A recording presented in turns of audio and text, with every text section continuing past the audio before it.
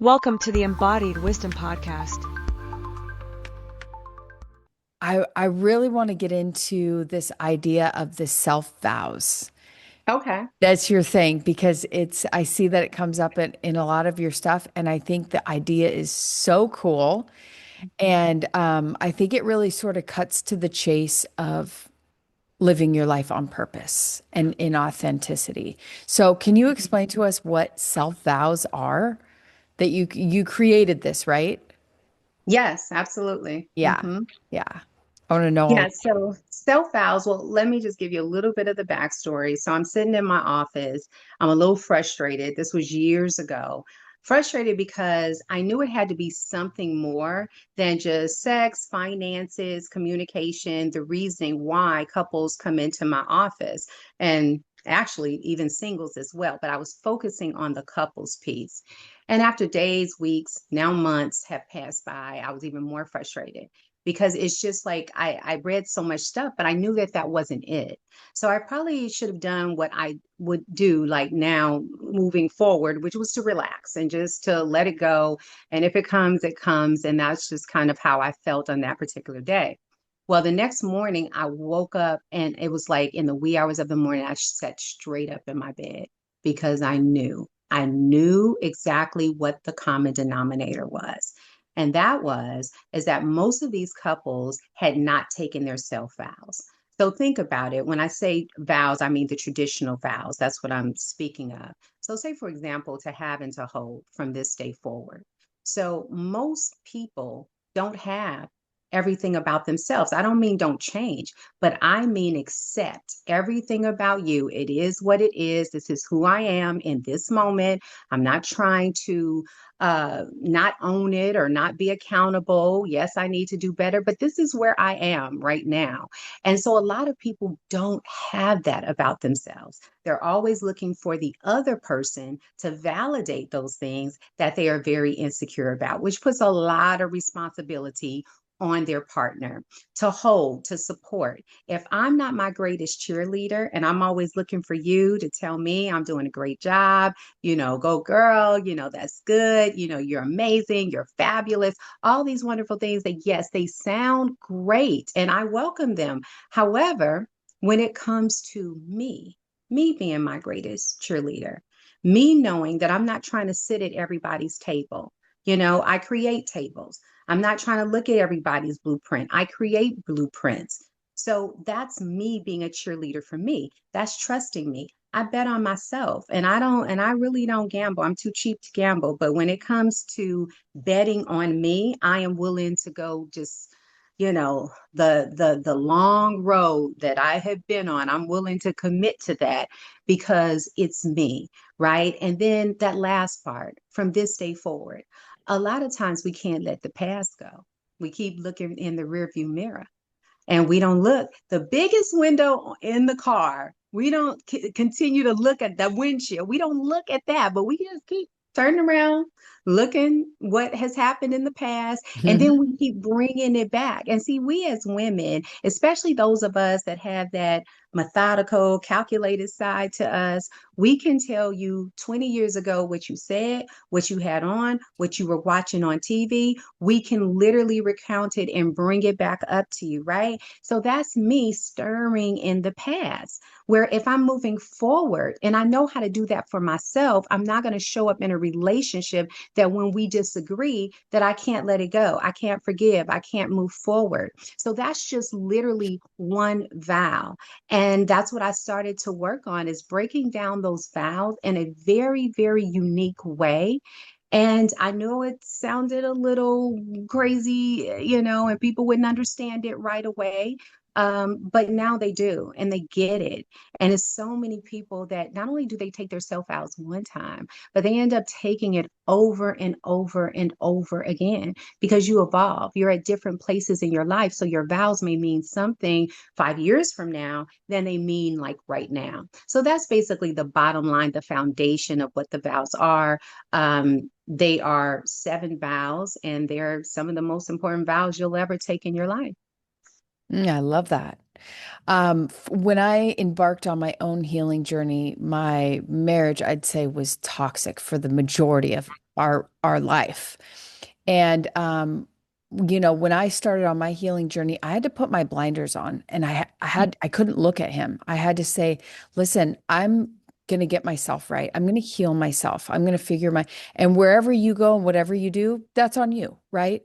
And it's what I have my own clients do when they start on their healing journey, because it really has nothing to do with the other person, and it has everything to do with their relationship with their self. Right. Yes. It's like I found the belief that was so firmly imprinted on me when I was a little girl, which was I'm unlovable, which Mm. made it very difficult for me to receive love, because if I believe that I'm unlovable, everyone who Mhm. tells me they love me is a liar. Yeah. And so I love this idea of really focusing on the self, because that is the purest form of healing. If you're looking at your circumstances to change in order for you to feel good, then that's conditional love, Yes. right? Absolutely. So, how does Absolutely. one come into unconditional love for themselves? Well, you have to first start with, let's just take the vow to love and to cherish, right? So there's so many people that are walking around that say, "Oh, I love myself." Absolutely, I love myself. But I always say this over and over again, but you don't spend time with yourself.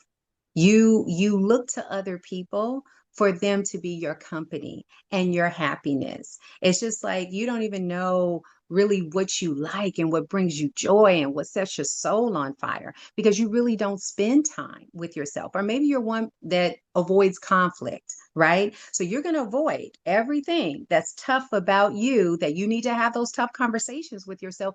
You're going to avoid that. So really starting with just making a decision to say, I really want to get to know me. I really want to start spending some time with me. And then let's get to really liking me. And then after liking me, then maybe I'll start to really fall in love, right? And then in falling in love, then I'll start to really love. And then in really loving, now here's where the measurements come of love. And that's where you need to start. Because at the end of the day, we come into this world what? With with ourselves, by ourselves, and we leave out the same way. So it's beautiful when people are around, like friends are amazing, especially the ones that actually need access to you. Partnership is amazing, spouse is amazing, your family amazing. But at the end of the day, there are some journeys that you have to just take by yourself. And even though you may have those people around you and they mean well, but some things you got to just sit with it in a very sacred space. And it's not isolating, it's taking the time to be resilient, but in this way, resilience, the silence is a word that's in resilience. And so, in order for you to keep overcoming, you have to be silent. You got to sit with and hear yourself, hear your heart, hear the pain that's even there. So I would say start with that. Start with making a decision to really like yourself. Go eat and not be on your phone. Go, meaning like go to a restaurant and have dinner with yourself and you're not on your phone. You're just in the moment of being with yourself. You're tasting the food and really knowing what the food tastes like instead of scrolling on, Instagram or social media. That's where I would say just getting comfortable with you. Yeah, I love the stages, because oftentimes, yeah, we want to get to that place where we're so in love with ourselves, but it's like, it's going to take a little fostering of that relationship. Like Yeah. with anything with intimacy, like for me, I hated myself so deeply. I was like, just like you described, I'd do anything to avoid to be alone with myself. And now I consider it so sacred now that I have a house full of people, and I almost like I have to be so intentional to get that time alone now Yes. because I have a full life, but it's like I wish I would have loved it so much back when I had more time.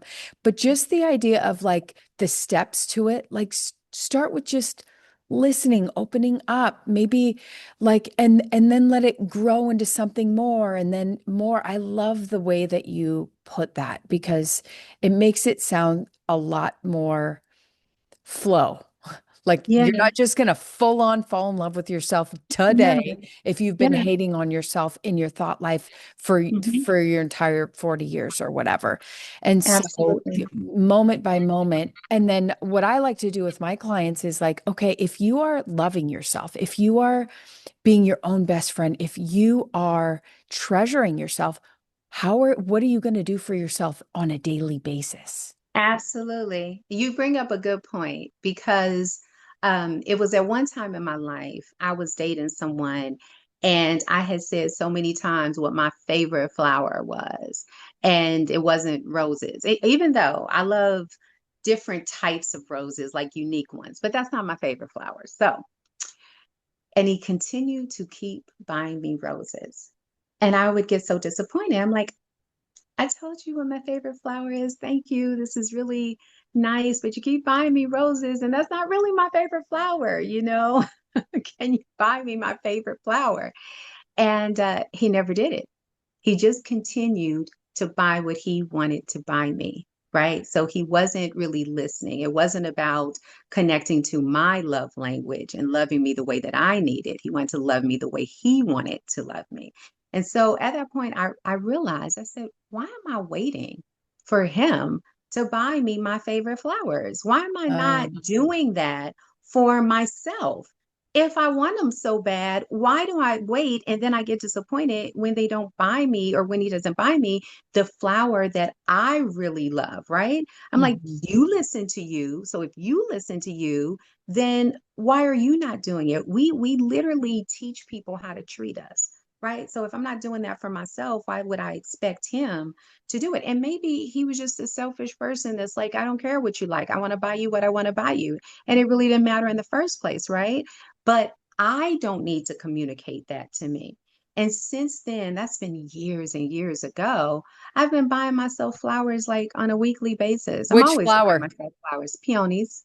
Peonies. Yeah, uh-huh. They're so That's pretty. my favorite. You know why? Because they're so layered. It's so, oh my gosh, they're so beautiful and they're so layered. And that's me. That's my life, you know, and just the colors of them. Like, I just love them. And they're so girly. Like, I love them, right?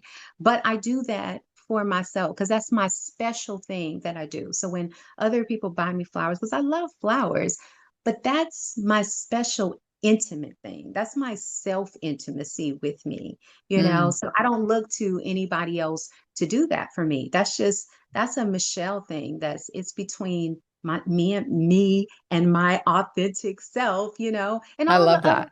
flaws of me too. Yeah, I love that.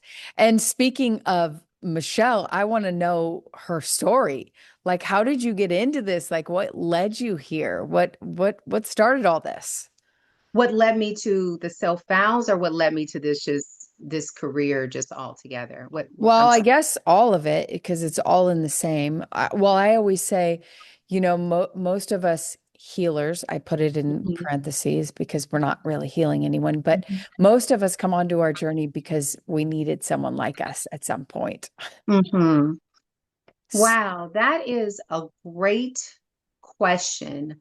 Because there's just been so many things in my life that at that time I did not know that they were just getting me closer and closer and closer where I needed to be. Mm, I have realized at this point, I actually just released another book called Access Denied, Access Granted, which is the now what to self vows.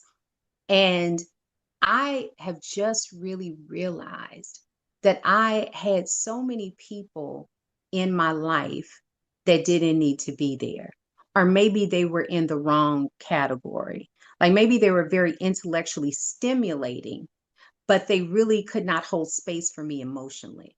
So I mm, would find myself constantly disappointed because let's say I tell them something emotional, you're being vulnerable, you know, I don't know, maybe you might be crying, you know, it might be something physically that you can see that it's tough to maybe say whatever you're saying.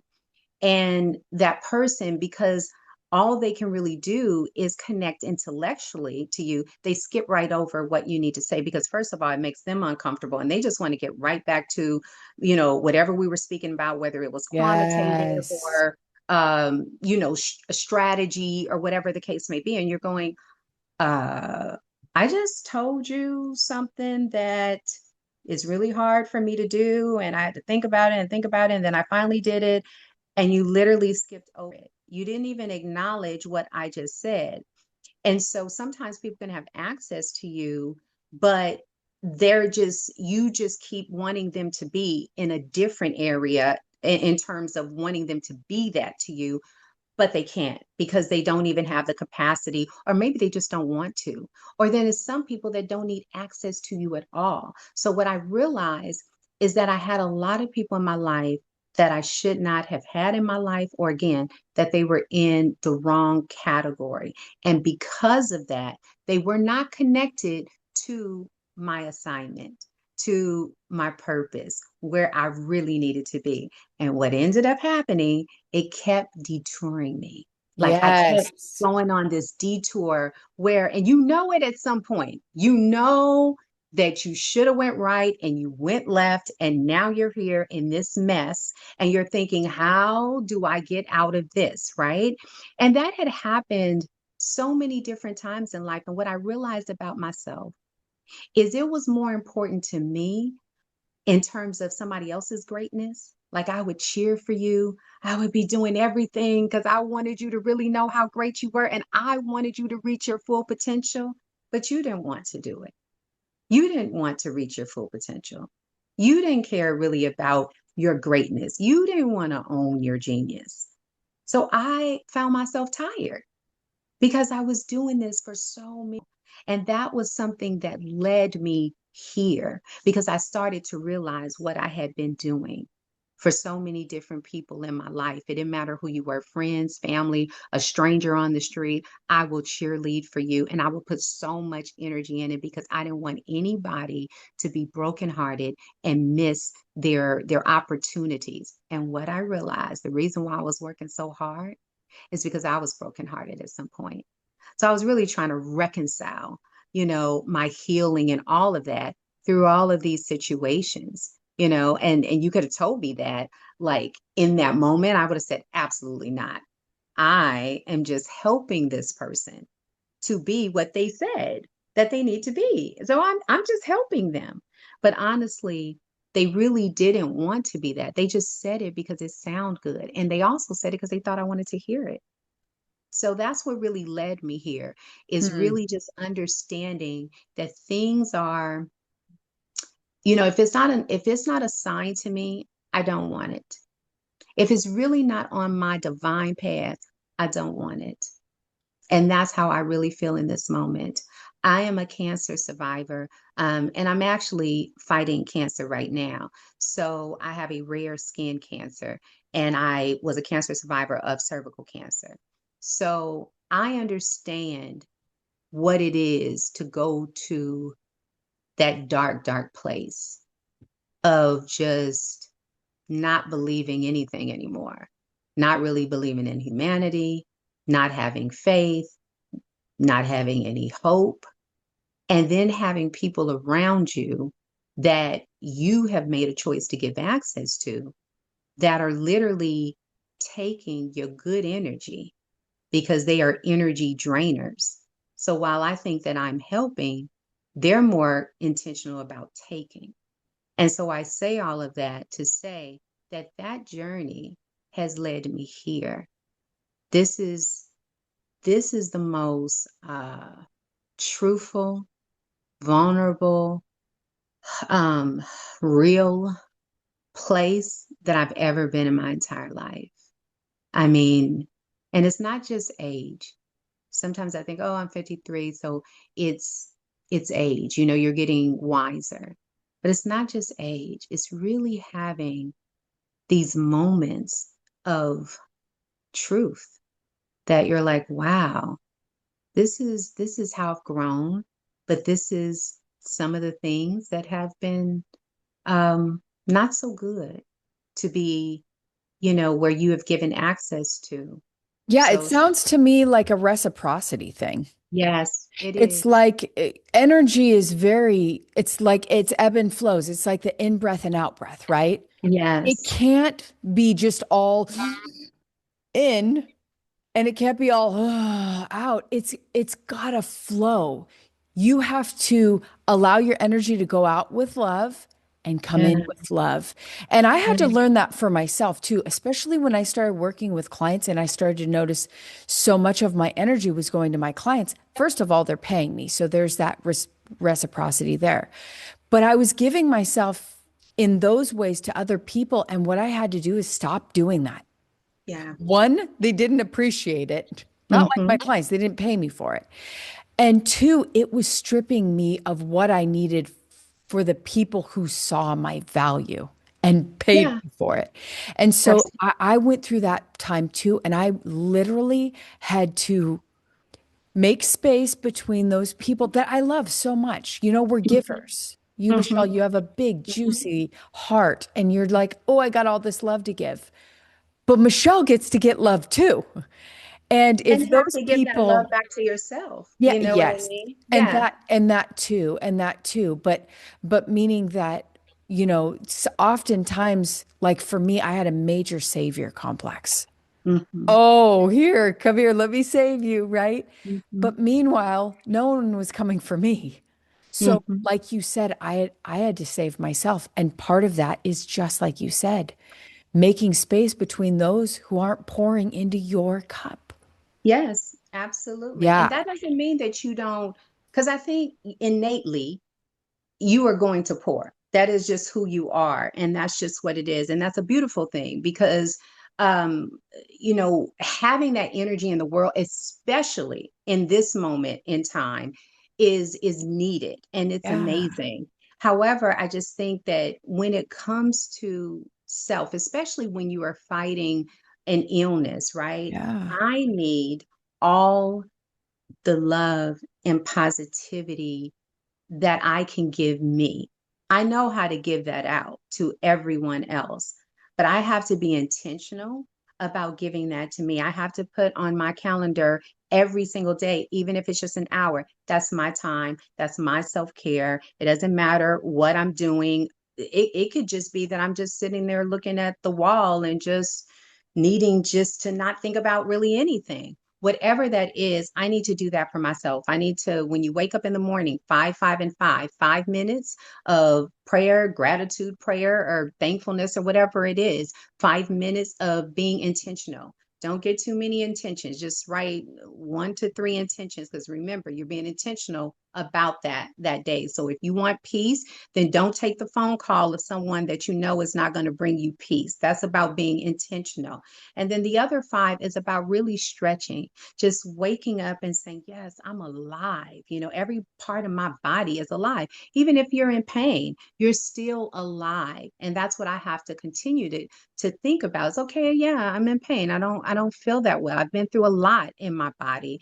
But at the end of the day, I am alive. So I get another chance. I get a do-over. And I think we should give ourselves that every day is a do-over. That's giving ourselves like real grace because we need that. I love that. Do you have kids? I do. Yeah. How many? I have one. Um, I have a 26-year-old and I have a 2-year-old grandson. Oh, that's so special. I want to know, because I have teenagers and they are so not about any of this, right? That we're talking about. And I'm wondering, your daughter is 26. Yes. I'm wondering, how does she subscribe to the self vows? She at first she didn't. And you know how it is when your parent is public and doing a whole lot of things in the world. And I didn't feel like she was really a cheerleader. She's a marketing director, so I thought she had a gift, and she just ran from that. She didn't want anything to do with any psychology, any social, none of that. Coaching, whatever. She just didn't want anything to do with it. Um, but then she became a mother. And then she became a mother and she started to realize everything that I had been through, everything that, um, all the things that maybe she was upset about. She started to really realize this is what you do as a mother. And sometimes the kid doesn't always understand. And now, the last year, she has a podcast and it's connected to healing. And she's literally on the journey that she fought so hard and told me, that's your thing, that is not my thing, and now she's on the journey. It's real beautiful to see her self-discovery as a mother, just how she shows up in space and helping people. It's almost seeing myself at that age and going, wow, I'm really proud that she gets it at 26, because I know exactly what I was thinking about at 26, and it was not that, right? So, yeah. So it's That's been so a cool. beautiful journey. Yeah. What a gift to have that, especially this year when this is a struggle for me. But yeah, what a gift to have that. Yeah, and do you feel like you have like you do you have people cheering you on now in your life? I mean, I have a lot of people that have cheered me on, but I also realize that a lot of the people that have cheered me on, some of it has not been with the right intention. Some of it has been, they wanted an opportunity for something. It wasn't genuine. So I have a very small circle that have access to me at this point, and they really cheer me on. They all have their capacity that they have to strengthen. Like I have one friend who, when it comes to a lot of good things for my body, and natural things for my body, she goes and she gets all of it. And she, I don't even have to worry about pamper for it. She just comes, she just drops it off. She just takes that stress off of me. Wow.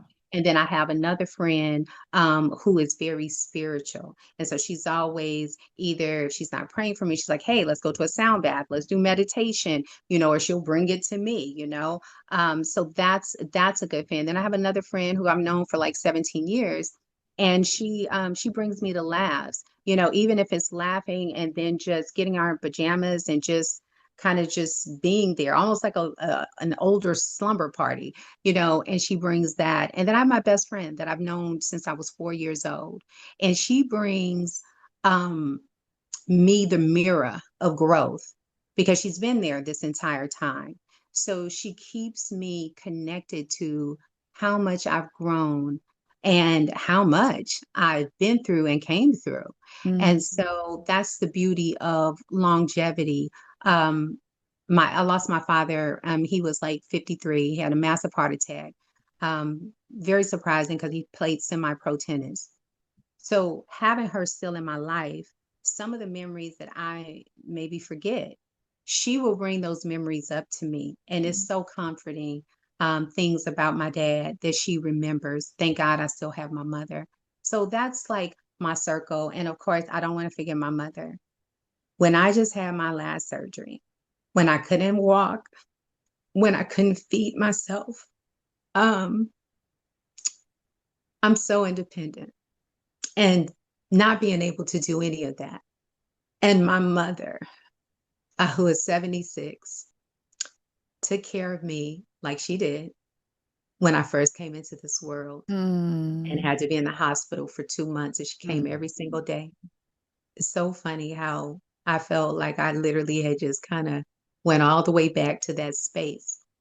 And it gets me emotional because when you are sick and when you're facing something that's so scary, having a mother there to really say, I got your back, I support you. I don't care if you can't get up or you can't cook or anything. I'm going to come get in the bed with you. I'm going to serve you because I'm always serving her. Very humbling experience. So having her in that small group has been so comforting and amazing. That's so wonderful. What advice can you give to other people to really, as you talk about those boundaries, like in your book of who get the access code, who you give the access code to? What advice can you give people to really assess, okay, who's in my life really filling my cup and who's depleting my energy and not there's no reciprocity there? Like how can people really know who's serving them and who's not? Okay, so I'll give you something really simple. Write down every name that's just in your life or every project that's in your life. When you look at it, if you don't get that immediate joy, peace, stability, sustainable, love, joy, connection, positive, like instantly. When you look, I'm not saying you guys don't have, challenges, but I'm saying overall, when you look at that name, if they don't give you that, then you have to put an AD right now, because this is about, and I say AD, access denied. The reason why I say that, Oh, and I it can was be, thinking after death. oh,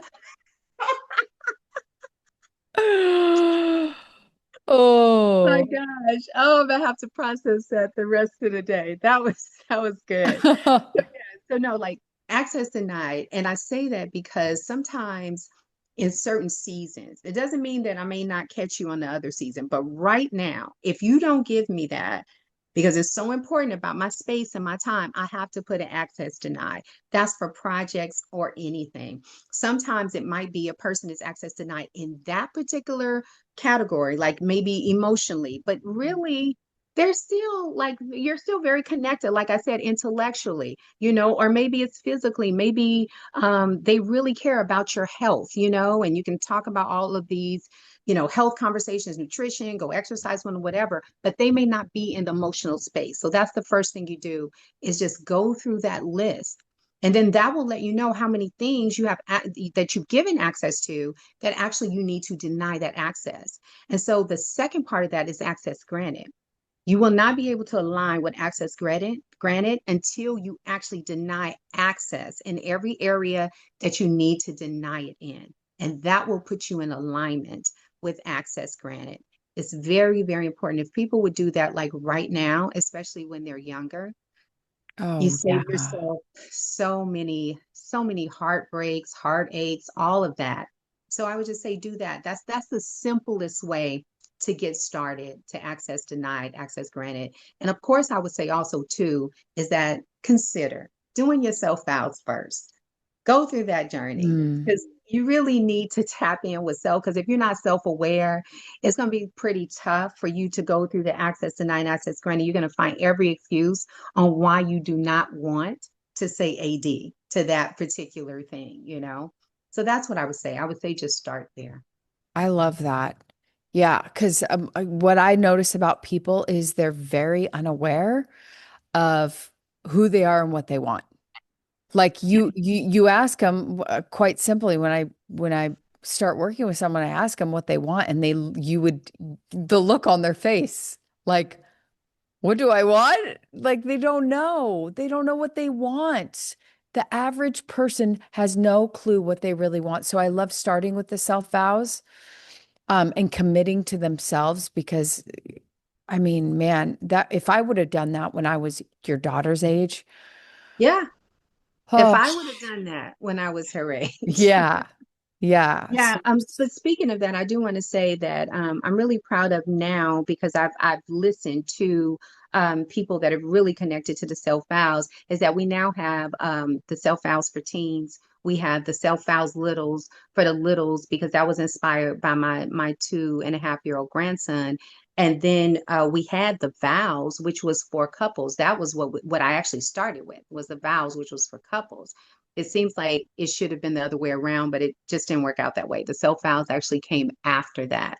And so now we have the self vows for every age range. So the beautiful thing is when I needed it at a teenager, you can actually have it now at a teenager. okay, so is it in the book? How does one get the self vows? Because I'd love to do that for my teens, my little Yeah, just person. all you would do, you can actually go to my website, or you can go right to Amazon and just look up the self files for teens, and boom, it'll pop up. Or you can look up my name, Dr. Michelle R. Hanna, and my books will pop up. So, and then of course, even for your littles, if you have little ones at home, that's where you really need to start, is when they are little. And I'm doing the same thing with my grandson, and making sure that I am Beautiful. instilling those things in him. I see him twice a week, and I'm making sure that I do that as much as I can, because that's where it starts. I know that's where it started with me. I can tell you something from like that I remember from 5 years old that I still think about at 53. That's why it's so important to start, very young. Yeah. Beautiful. Well, as we're wrapping this thing up, I want you to let everyone know if they want to connect to you, where can they find you? I know you gave the website already, but socials, where else can people find you and connect? Okay, so you're going to go to the selfvows.com. That is everything self vows, everything you want to know. We have a beautiful retreat. We give about 4 retreats a year that are self vows retreats. And it's so unique because it is all about you, the pampering, the gifts, the self help. We have a beautiful ceremony. It's just amazing. So you can find out all the information about that. Any books that are connected to self vows are there as well. My email address is info@michellerhanna.com. You can go to IG at the Self Vows Retreat. You can see everything about the retreat there and just self vows stuff too.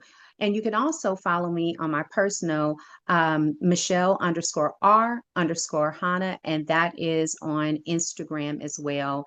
And of course, if you just type in my name on Facebook, you can find me there as well too. And if you just type in my name, I have a personal website when it comes to my speaking engagements. If you want to come out and see me speak somewhere, the next 2 things I'll be doing is I will be speaking in Toronto.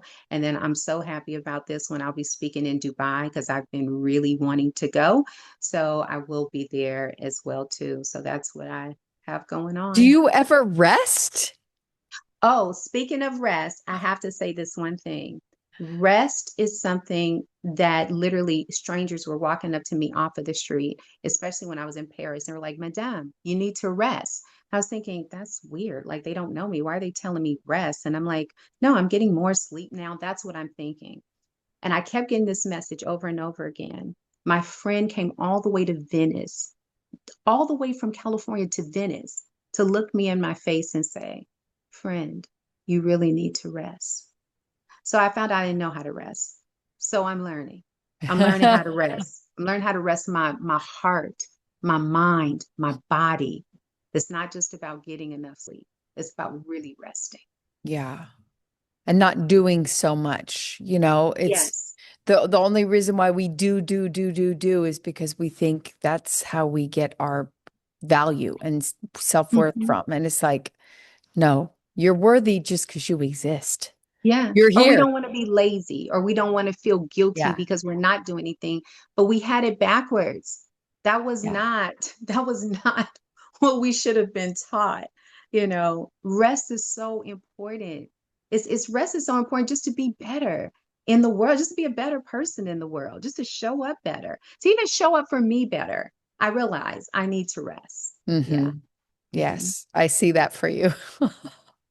You're like, I see that for you. Yeah, I when you're telling manifest me that you for you right travel, now. yeah, I see that for you now. You're traveling here, you're doing all these things. Maybe you get to take a year off of everything. Well, I am going in November. I'm going to leave for about almost a month, and I'm going to go to Europe and do some of the things that I really love doing.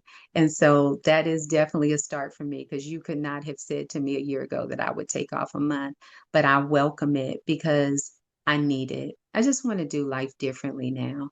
Okay. It's time. Yeah. Yeah, it is time. Yeah. Well, I have so enjoyed having you on. Thank I you. love your presence. I love your heart. And yeah, it was a pleasure to be here with you today.